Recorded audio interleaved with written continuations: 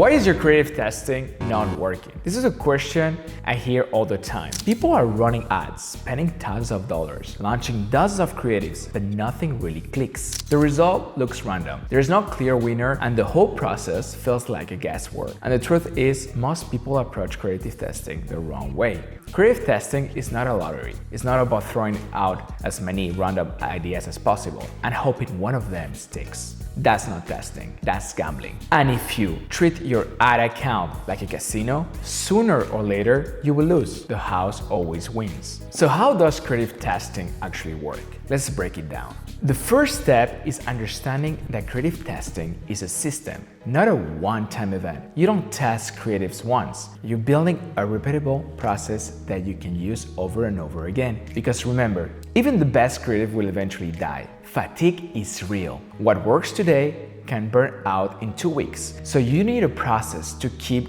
generating, testing, and scaling new ideas. Now, most advertisers make 2 mistakes when they test. Mistake number 1, they test everything at once. They change the hook, the headline, the format, the call to action all in one ad. And when it works or fails, they have no idea why. What is the hook? Was it the structure? Was it the offer? There's no way to know. Mistake number 2, they test without consistency. They launch 1 or 2 creatives, leave them running for a few days, and then shut them down. That's not enough data. It's like trying to judge a movie by watching 30 seconds of the trailer. So what's the right way? You need a strategy. And a strategy means testing one variable at a time. Start with a hook, the first 3 seconds. Why? Because if people don't stop scrolling, nothing else matters. Test different hooks against the same body of the ad. See which one grabs attention. Once you have a winning hook, keep it and then test variants of the body. After that, test call to actions, visuals, styles. Step by step, you build a clear picture of what works and why.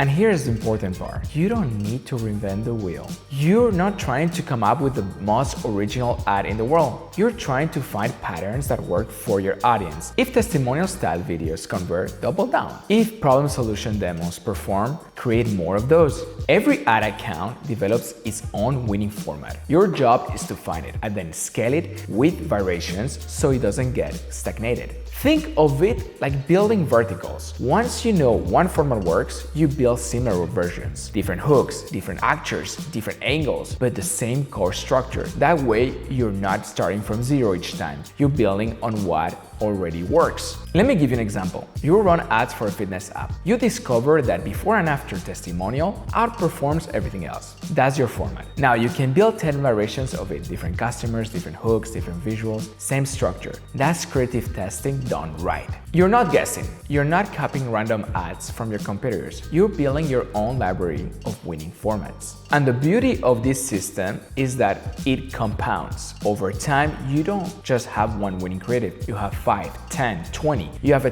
toolbox of formats you can rely on. And whenever performance drops, you know exactly where to look. The hook, the body, the call to action, you know how to fix it because you build the system. Now, a lot of people will say, but testing takes too much time and money. And yes, it does require budget. But let me ask you this, what's more expensive? Spending money on a clear testing process that eventually gives you scalable winners, or wasting money throwing random ads into an account with no strategy? Testing isn't a cost, it's an investment in how you buy clarity. And here's one last point, consistency. Testing works only if you keep doing it, not once a quarter, not once a year, every single week, because the market changed, audience changed, platforms changed. What worked last year won't necessarily work today. The only way to stay ahead is to keep testing, keep learning, and keep building. To sum this up, if your creative testing isn't working, it's probably because you're treating like a guessing game. Real testing is a strategy. It's about focusing on one variable at a time, finding what works and double down, and then building verticals of similar creatives. It's about being consistent, not random.